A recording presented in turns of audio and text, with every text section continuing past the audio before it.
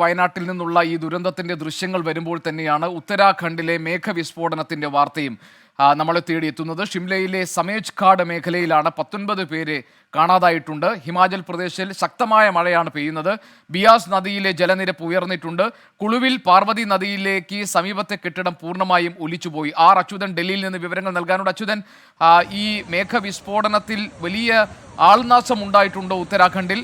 ഉത്തരാഖണ്ഡ് എപ്പോഴും തന്നെ ഈ പ്രകൃതിക്ഷോഭം സാധാരണ നിരന്തരം ഉണ്ടാകുന്ന ഒരു പ്രദേശമാണ്. എന്താണ് ഈ മേഘവിസ്ഫോടനം അതിനെ തുടർന്നുണ്ടായിട്ടുള്ള ഈ ദുരിതങ്ങളുടെയും വിവരങ്ങൾ?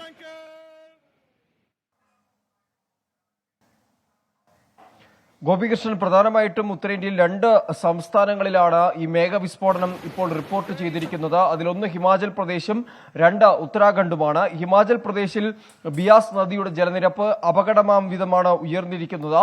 ഈ കുളുവിൽ പാർവതി നദിക്ക് സമീപത്തെ ഒരു കെട്ടിടം പൂർണ്ണമായി തകർന്നു വീഴുന്ന ദൃശ്യങ്ങൾ ഏറെ ഭയാനകമായിട്ടുള്ള ദൃശ്യങ്ങളാണ് നമുക്ക് അതിൽ നിന്ന് കാണാൻ കഴിയുന്നത്.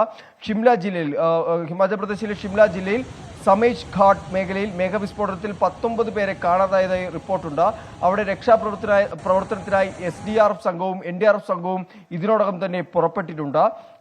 മാണ്ടിയിലെ താൽത്തുഹോഡിൽ മേഘവിസ്ഫോടനം റിപ്പോർട്ട് ചെയ്തു. അവിടെ ഒരാളുടെ മൃതദേഹം കണ്ടെടുത്തു. 9 പേരെ കാണാതായി. നിരവധി വീടുകൾ തകരുന്ന ഒരു സ്ഥിതിയും ഉണ്ടായിട്ടുണ്ട്.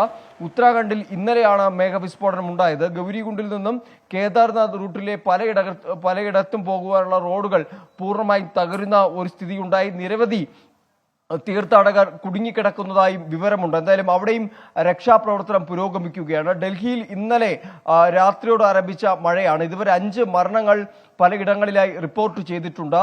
സ്കൂളുകൾക്ക്, ഉത്തരാഖണ്ഡിലെയും ഹിമാചൽ പ്രദേശിലെയും ഡൽഹിയിലെയും സ്കൂളുകൾക്ക് അവധി പ്രഖ്യാപിച്ചിട്ടുണ്ട്. ഭരണകൂടങ്ങൾ കർശന നിർദ്ദേശങ്ങൾ നൽകിയിട്ടുണ്ട്. ഒരു വിധത്തിലും അനാവശ്യമായി പുറത്തിറങ്ങരുത്.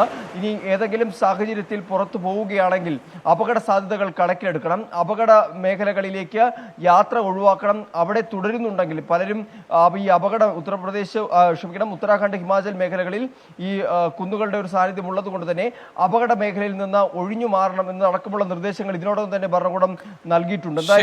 ശരി അച്യുതൻ, ഉത്തരാഖണ്ഡിലെ മേഘവിസ്ഫോടനത്തിന്റെ വിവരമാണ് അച്യുതൻ നൽകിയത്. ഷിംലയിലെ സമേജ് ഘാട്ട് മേഖലയിലാണ് 19 പേരെ കാണാതായിരിക്കുന്നത്. ഹിമാചൽ പ്രദേശിൽ ഇപ്പോൾ ശക്തമായ മഴ പെയ്യുന്നുണ്ട്. ബിയാസ് നദിയിലെ ജലനിരപ്പ് ഉയർന്നിരിക്കുന്നു. കുളുവിൽ പാർവതി നദിയിലേക്ക് സമീപത്തെ ഒരു കെട്ടിടം പൂർണ്ണമായി ഒലിച്ചുപോയി.